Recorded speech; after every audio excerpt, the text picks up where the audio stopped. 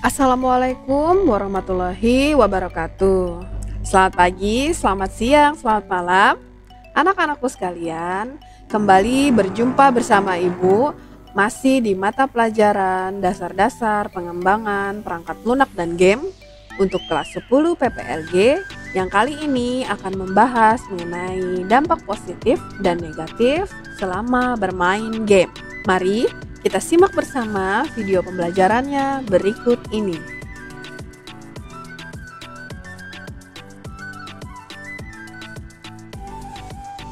Pada part 1 kali ini, elemen capaian pembelajaran yang tercakup di dalam video pembelajaran ini adalah perkembangan dunia kerja pada bidang perangkat lunak dan game. Dengan tujuan pembelajaran yaitu peserta didik mampu menganalisis isu-isu penting bidang pengembangan perangkat lunak dan game, antara lain dampak positif dan negatif game dengan tepat. Pada video pembelajaran kali ini, kita akan mempelajari tentang apa saja dampak positif dan negatif yang dialami selama bermain game.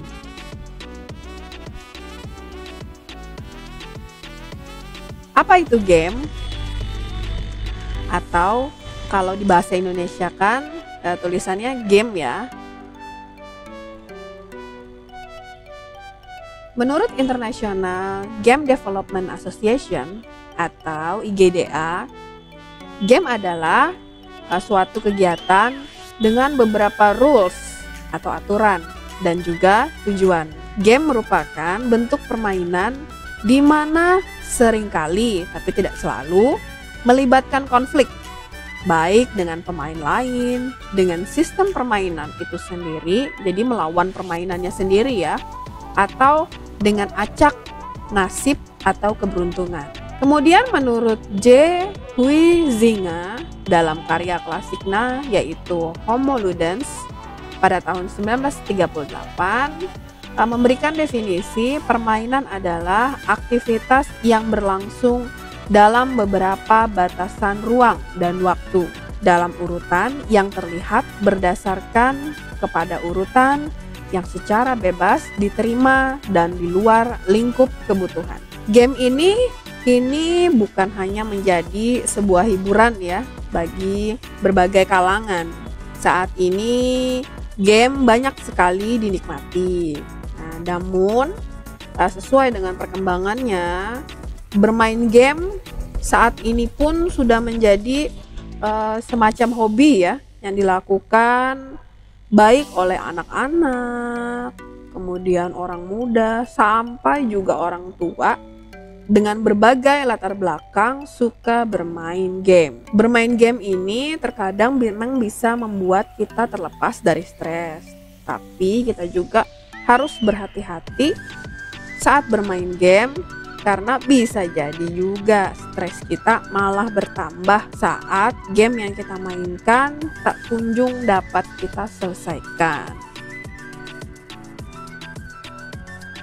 Nah, ini adalah contoh beberapa game dengan berbagai genre.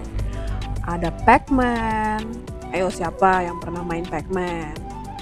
Ada Mario Bros yang sudah terkenal dari zaman dahulu ya. Kemudian ada Sonic, game yang bergenre racing atau balapan. Kemudian, wah pasti nih banyak sekali peminatnya, Mobile Legends. Kemudian ada Roblox. Masih banyak lagi contoh game yang lain. Coba angkat tangan siapa saja yang sudah pernah bermain game-game ini. Nah, sekarang ayo kita diskusi.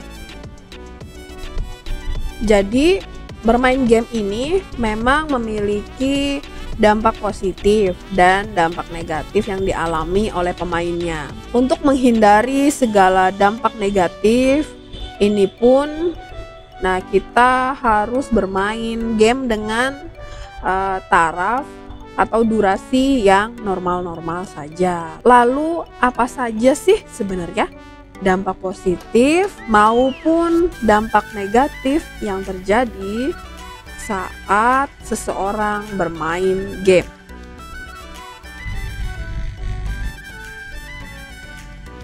Menurut Anhar, beberapa dampak positif dari bermain game yaitu sebagai berikut ya. Ada 2. Yaitu pertama, membantu perkembangan koordinasi tangan, mata, motorik, dan kemampuan spasial. Kemudian yang kedua, meningkatkan kemampuan membuat analisa, keputusan yang cepat dan tepat, serta berpikir secara mendalam. Kemudian ini ada pula dampak positif bermain game selain yang 2 disebutkan tadi. Ini bersumber dari dimensidata.com, yaitu yang pertama bisa menambah teman. Jadi dengan bermain game pun kita bisa menambahkan teman baik melalui game online maupun offline.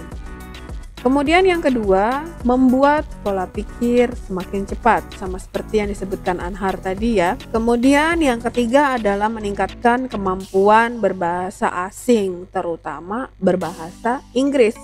Dikarenakan game yang diminati rata-rata berasal dari luar negeri yang menggunakan bahasa Inggris sebagai bahasa yang digunakan saat bermain game. Kemudian bisa mengurangi stres. Jadi stres tidak hanya dialami oleh orang tua ya, tapi juga bisa oleh anak-anak. Nah, terkadang dengan bermain game dapat menjadi jalan keluar bagi para pengguna game ini, baik itu anak-anak maupun orang tua, agar bisa lepas dari tekanan untuk mengurangi tingkat stresnya. Kemudian yang selanjutnya bisa melatih kesabaran. Banyak video game yang didesain dengan tingkat kesulitan tinggi.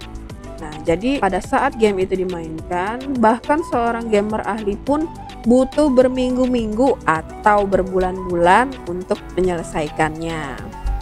Nah, kesabaran seperti ini sebenarnya bagus dan sangat berguna dalam kehidupan yang nyata. Kemudian yang terakhir, melatih ketangkasan. Jadi bermain game juga bisa untuk meningkatkan ketangkasan kita. Ada fungsi kerja, bermain sekaligus berolahraga. Ada banyak permainan dalam video game yang bisa memancing tingkat koordinasi dan kejelian mata kita. Seperti poin pertama pada dampak positif bermain game menurut Anhar. Selanjutnya kita beralih ke dampak negatif yang ditimbulkan saat bermain game. Ini menurut Dharma tahun 2011 ya. Jadi yang pertama adalah anak lebih banyak menghabiskan waktu bermain game pada jam di luar sekolah. Kemudian konsentrasi belajar terganggu karena pikiran siswa atau anak di sini cenderung mengarah pada permainan yang ada di dalam game. Selanjutnya bisa jadi tertidur di sekolah karena begadang sampai malam menyelesaikan game yang dimainkan. Selanjutnya lagi, sering melalaikan tugas dan tanggung jawab sebagai siswa karena efek bermain game terlalu lama, akibatnya begadang sehingga sering melalaikan tugas. Yang terakhir, nilai sekolah pun bisa menurun akibat terlalu fokus pada game. Selain menurut Dharma ini, masih dari dimensidata.com, dampak negatif yang terjadi saat bermain game bisa jadi adalah terjadinya kecanduan. Jika terlalu bermain game secara berlebihan, maka kita pun bisa mengalami kecanduan. Kecanduan ini sangat berbahaya ya, terlebih jika kita lupa akan segala tanggung jawab kita. Apalagi kalau sebagai siswa sering melalaikan tugas dan tanggung jawabnya, tidak mengerjakan tugas, tidak mengerjakan PR. Kemudian menjadi malas. Jika seseorang sudah malas, maka seakan-akan semua akan dilupakan dan langsung tidur saja setelah lelah bermain game. Selanjutnya bisa jadi kurang tidur. Kurang tidur ini akibat dampak bermain game karena terlalu banyak begadang saat main game. Dan bisa jadi tertidur juga di sekolah. Kemudian juga bisa mengalami kerugian finansial. Untuk bermain sebuah game pasti diperlukan modal, entah itu untuk bermain di game online atau untuk membeli paket internet untuk bermain sebuah game. Selain kebutuhan koneksi tersebut, seseorang yang sudah sangat kecanduan akan sangat mungkin untuk menghabiskan dana sampai dengan ratusan juta rupiah untuk membeli peralatan game atau mungkin untuk merakit sebuah PC gaming. Atau bahkan jangan-jangan nih ada yang sampai membeli skin untuk bermain sebuah game. Selanjutnya lagi bisa menyebabkan radiasi yang membuat mata kurang sehat. Dampak yang paling dekat mungkin terjadi adalah pengguna game harus menggunakan kacamata. Yang terakhir bisa jadi malas mandi. Nah, itu dia. Kalau sudah terlalu kecanduan di depan PC atau laptop atau HP untuk bermain game, maka akan malas bergerak kemana-mana.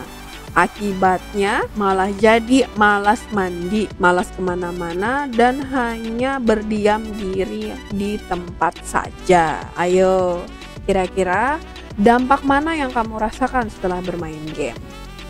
Apakah dampak positif ataukah dampak negatif? Sebagai seorang pengguna game, kita harus pintar-pintar memilih game yang akan kita mainkan, jangan sampai berdampak negatif pada kehidupan kita di dunia nyata.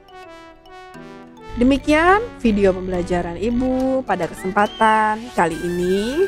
Semoga video pembelajaran ini dapat bermanfaat bagi kita semua. Stay healthy dan tetap semangat. Wassalamualaikum warahmatullahi wabarakatuh.